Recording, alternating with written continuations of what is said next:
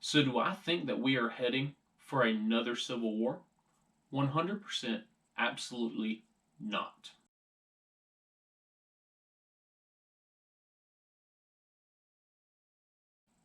Hey guys, T2 out here, Time Preparedness channel.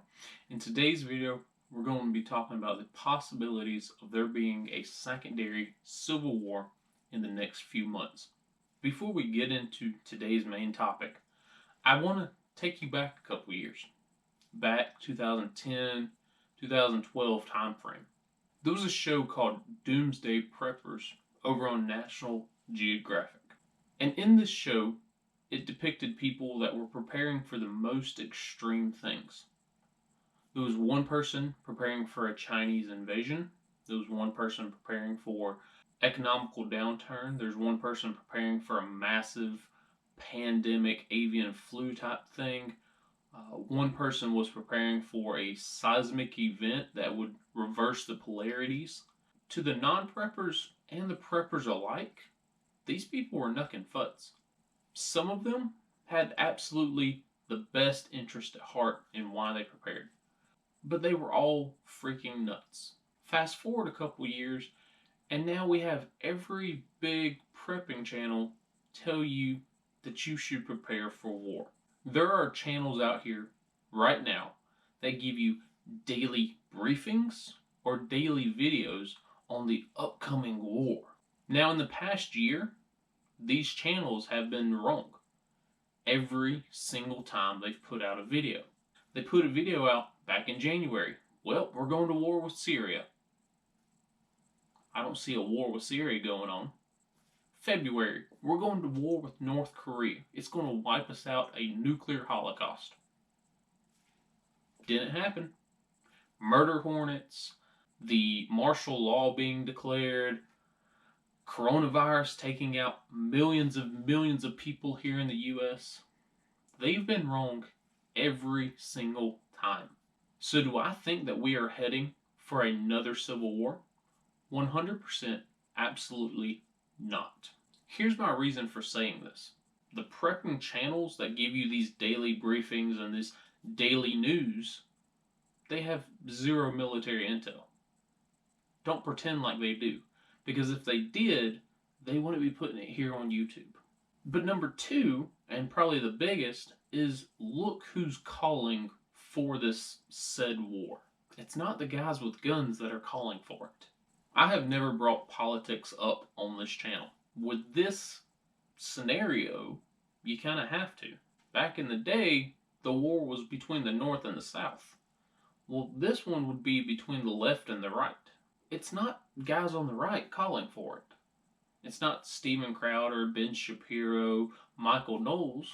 It's not guys that are in the center like Tim Pool and Joe Rogan.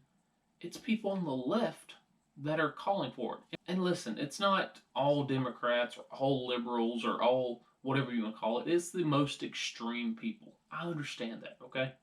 There was a man named Michael, is the man that shot a dude in Portland, Oregon for wearing a MAGA hat. The next morning, he was on Vice News, and he came out and said, "Yep, it was me. I shot the dude wearing the red hat last night." They asked him why he did it. He goes, "Because I feared for my life." Now, according to this man, he was not part of Antifa, but he was like Antifa adjacent. So they asked him, "Why did you fear for your life?" His reasoning? Men with big trucks had American flags on their back. Now, this man eventually got shot by cops, and it was either him or his sister that said they wanted that to be the first shot in the new Civil War. Then, New York Times or New York Post made an article about why we are heading towards a civil war. Now think about that for a second. A man that sits behind a desk is telling you we're going to war. And these are the guys that are perpetuating this. Michael, whatever his last name was not Antifa, but he was Antifa adjacent. Am I scared of Antifa? No. This dude, though, writes for the New York Times. Am I scared of some man sitting at a desk behind some office somewhere up in New York? No, I'm not. Where do most of the veterans fall? Where do most of the law enforcement fall? not on their side. So when you break it down, left versus right, you've got one far left side that protest for 100 plus days, doesn't really get anywhere, have to call mommy to help back them up because now they're being arrested by federal agents. Most of them don't own firearms. Those are the ones calling for it, though.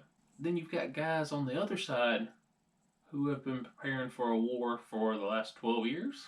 Now, I'm not advocating for violence, but when these big news channels and these big YouTube channels are, man, the war's coming, it's not. Stop believing in them. Stop listening to them. Telling you to prepare for a war gets them a lot more clicks. It gets them a lot more likes. It gets them a lot more subscribers than saying, hey, a tornado might come, prepare. Or a hurricane's going to hit you, prepare. Oh, hurricanes are boring. No one cares about that. Tornadoes, that's boring. No one cares. Oh, but some boogie monster's going to come get you after the election. That gets your clicks. That gets your views. Now, are we absolutely a fuel can waiting to explode? Yeah, we are. We've never been more politically divided. We've never been more racially divided. But that happens every election year. The only difference is this year they have a new boogie monster on both sides. So since I don't recommend preparing for this upcoming war, what do I recommend preparing for? If you live in a city that's had protests and riots within the last 4, 5, 6 years, find some place to go come election night. Whether that's outside of town, whether that's families, whether that's in-laws, whether that's somewhere south. Election night's over, maybe you can go back. Be ready, because power could get cut off to your area if you decide not to leave, depending on where you live. There's probably going to be protests. There's probably going to be riots. If there was a riot in 2016 in your location, or since then, it's going to happen again. But an all-out civil war, that is not going to happen. 100% that is not going to happen. You see, these people were so pissed off that a 17-year-old was carrying a gun, but not pissed off that a man shot another man for wearing the wrong color hat.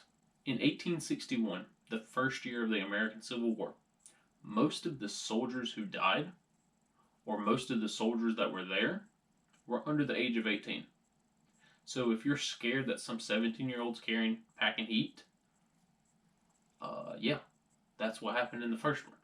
These people are worried that people with big trucks and big American flags show up in their town, but yet they're the same ones calling for war. We want a war, but we want it done with trash cans and Molotov cocktails, not with firearms and plate carriers. No, no, no. So do I think a civil war is going to happen? Absolutely not. All of these big channels that are getting these clicks, that are getting these likes, getting these views, stop following them.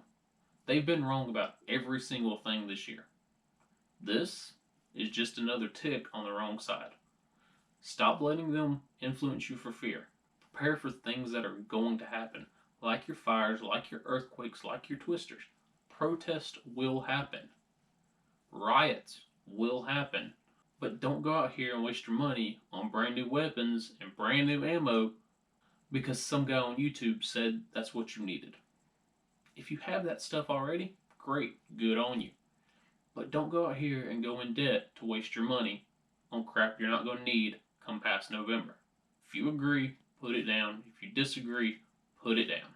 Again, there's people on both sides that I get along with. There's people on both sides that I can't stand. Put your comments down below. Alright guys, that's all I got. T2 out.